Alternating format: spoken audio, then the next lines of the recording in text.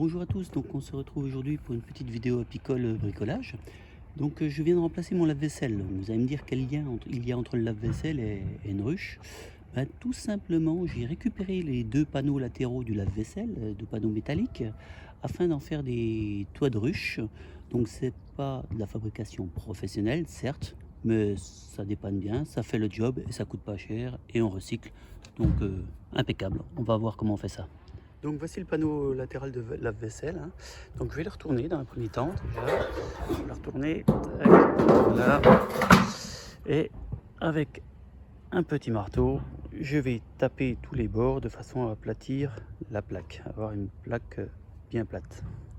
C'est parti. Donc on tire un peu les rebords et après on n'hésite pas à venir appuyer d'abord tout simplement avec la main. Ça redresse déjà pas mal la tôle et on finira après avec un petit maillet ou un marteau façon à avoir la tôle bien plate. Donc voici la tôle est aplatie, hein. Donc sur la partie qui nous intéresse, le bout de droite va être découpé par la suite. Donc maintenant je viens avec un nourrisseur Nico, hein, qui fait la taille d'une ruche. Je vais le placer au bord de ma plaque d'un côté. Je vais regarder l'espace qu'il me reste. Je divise par deux pour venir centrer déjà sur cette partie là. Et après, je vais faire pareil. Je vais pousser le nourrisseur au maximum de la surface utilisable sur ma plaque. Je divise par deux la longueur qui me reste. Je vais centrer aussi. Comme ça, j'aurai le nourrisseur bien centré au milieu de ma plaque. Voilà, donc le nourrisseur est à peu près centré. Donc maintenant, je prends un marqueur et on va faire tout le tour du nourrisseur.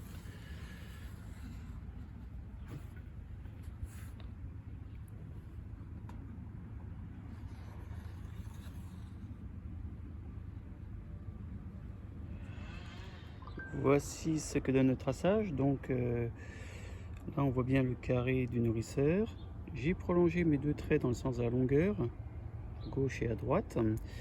Et j'ai retracé aussi pour enlever toute cette partie-là, hein. Donc là, ici.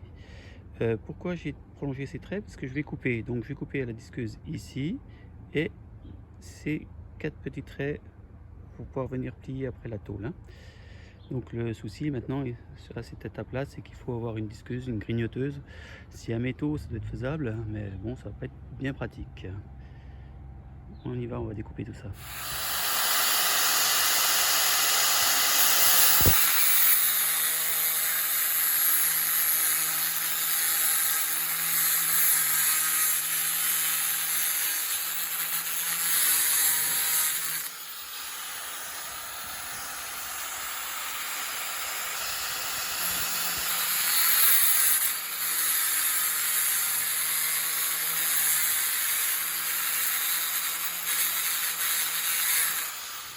La découpe est faite, on voit bien que j'ai enlevé la partie sur le côté et les 4 entailles pour pouvoir revenir plier la tôle.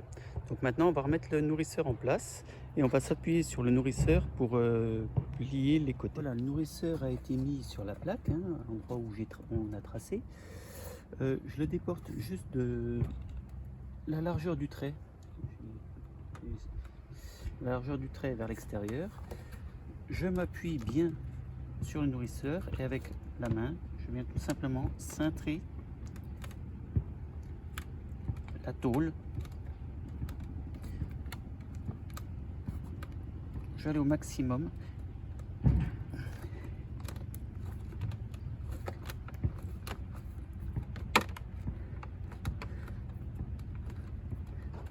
Voilà, je vais venir finir un petit peu au maillet. Voilà, on va faire pareil de l'autre côté. On met le nourrisseur, on appuie bien sur le nourrisseur. On commence à cintrer avec le nourrisseur.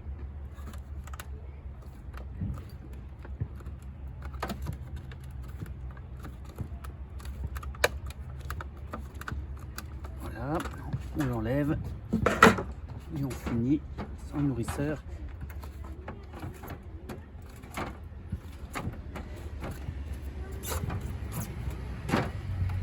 Voilà. vais remettre le nourrisseur dedans. Voilà. Et là, je vais en mettre pareil sur mes traits et on va venir plier donc les bouts qui dépassent là, qu'on a coupé. Bon. Voilà, la tôle est assez fine donc ça se fait encore bien à la main.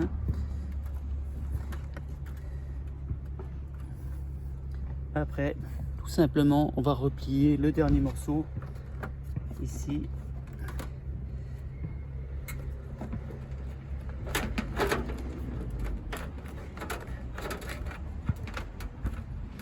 Pareil, on va enlever le nourrisseur pour finir le pliage.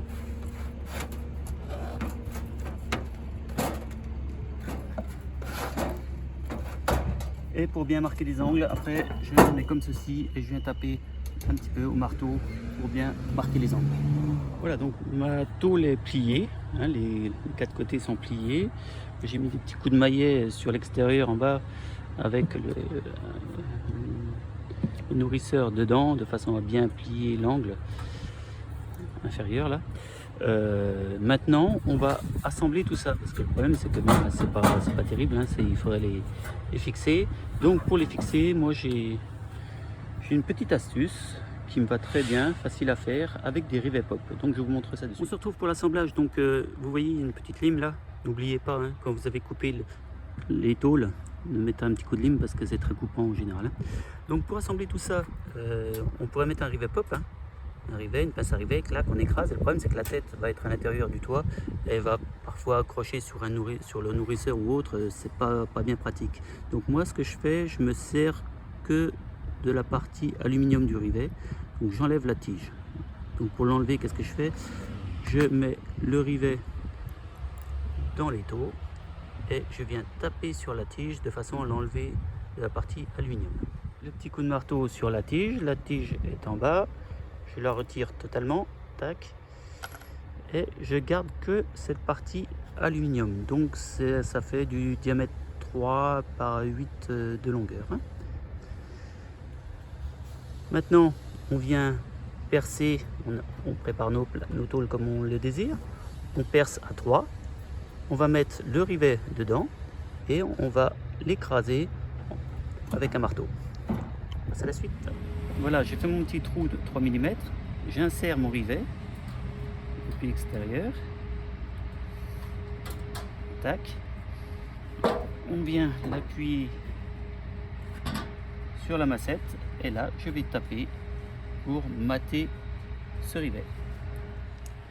On prend le marteau.